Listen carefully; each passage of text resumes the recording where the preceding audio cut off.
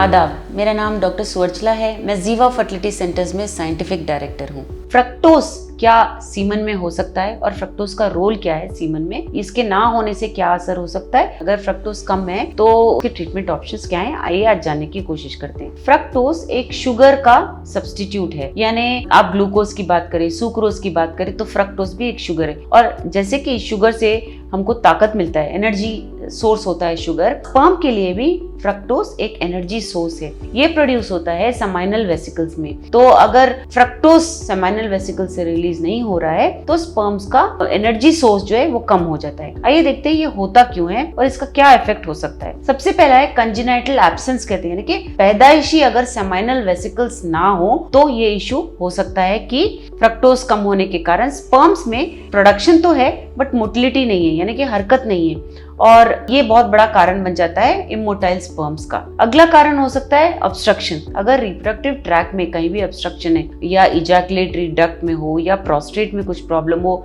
तो seminal vesicles तक आते आते स्पर्म्स फ्रक्टोज नहीं रहने के कारण इमोटाइल हो सकते हैं, जिस कारणवश आप प्रेगनेंसी ट्राई करने के बावजूद फेल हो रहे होते हैं। तो ये इमोटाइल जो स्पर्म्स हैं उसका कारण ब्लॉकेजेस भी हो सकता है रिप्रोडक्टिव ट्रैक में। अगला है इन्फेक्शन या इन्फ्लेमेशन। अगर इजैकुलेटरी डक्ट में या प्रोस्टेट में सेमिनल वेसिकल्स में इन्फेक्शन या इन्फ्लेमेशन रहे तो सीमन में फ्रक्टोज के बिना सीमन होने के चांसेस होते हैं। इसका असर क्या हो सकता है? सबसे पहला तो असर मैंने जैसे बताया, ये एक एनर्जी सोर्स है, तो अगर फ्रक्टोज ना रहा तो सोचिए कि स्पर्म में भी एनर्जी कम हो जाता है, जिसकी वजह से इसमें हरकत नहीं होता। स्पर्म इजैकुलेट तो होते हैं लेकिन क्योंकि ये अंडे तक पहुंच नहीं पाते, स्विम नहीं कर पाते, वो उसे फर्टिलाइज नहीं कर पाते और एम्ब्रियो बन नहीं पाता, जिसकी वजह से प्रेगनेंसी पे इफेक्ट पड़ सकता है। तो सेकंड इफेक्ट ये है कि प्रेगनेंसी का ना होना। इमोटाइल तो रहेंगे स्पर्म्स बट उसका जब आप प्रेगनेंसी के लिए ट्राई कर रहे हो तो प्रेगनेंसी के ना होने का कारण ये बन सकता है। तो जब स्पर्म्स वहां तक नहीं पहुंच रहे होते तो नेचुरली ट्राई करने पे प्रेगनेंसी के चांसेस बहुत लो होते हैं। अगला है डिस्कम्फर्ट, पेन, इमोशनल डिस्ट्रेस, ये सब भी हो सकता है, क्योंकि जब आप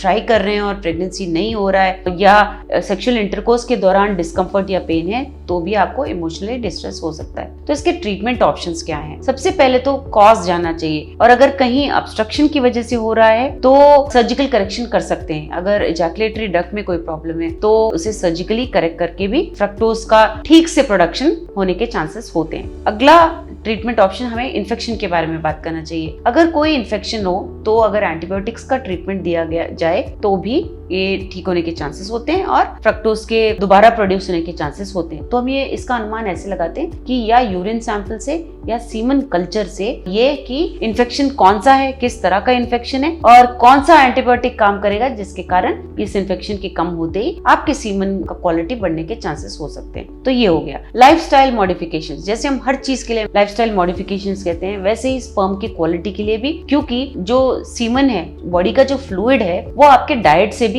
इफेक्ट होता है। अगर आप रेगुलर बैलेंस डाइट खाएंगे, एक्सरसाइज करेंगे, प्रॉपर वेट मेंटेन करेंगे, डिहाइड्रेशन ना होने देंगे बॉडी को, तो आपका स्पर्म सैंपल जो सीमन में होता है वो भी अच्छा रहेगा। तो ये बहुत जरूरी होता है। तो ये हो गए प्रॉब्लम को जानते हुए ट्रीटमेंट करना। लेकिन अगर फिर भी ट्रीटमेंट के बावजूद इंप्रूवमेंट ना रहे, मोटिलिटी इंप्रूव नहीं हो रहा है, आपकी शादी को बहुत साल हो गए, आप बहुत दिन से प्रेगनेंसी के लिए कोशिश कर रहे हैं, आपकी वाइफ की उम्र बढ़ती जा रही है, स्पर्म में क्वालिटी भी अच्छा नहीं हो, तो आपको आईवीएफ के बारे में सोचना चाहिए। आईवीएफ में मोटिलिटी का रोल होता है डेफिनेटली। अगर मोटिलिटी ना हो तो आप आईवीएफ नहीं करा सकते, लेकिन आईवीएफ के अंदर एक प्रोसीजर है जिसका नाम है इंट्रासाइटोप्लाज्मिक स्पर्म इंजेक्शन। इसमें अगर स्पर्म थोड़ा भी हिल रहा हो तो उसे लेके इक्सी करके, इक्सी कहते हैं उसे, intracytoplasmic sperm injection, ICSI. ICSI के प्रोसीजर द्वारा आपके एम्ब्रियो को तैयार किया जाता है और आपके जब वाइफ के यूट्रस में डाला जाएगा तो सक्सेस रेट बहुत अच्छा होता है। तो ये प्रोसीजर अगर थोड़ा हिलते हुए स्पर्म दिख रहा है तो उसे लेके किया जाता है। कई स्पर्म्स तो ऐसे भी होते हैं जो बिल्कुल नहीं हिल रहे होते हैं, उनके लिए भी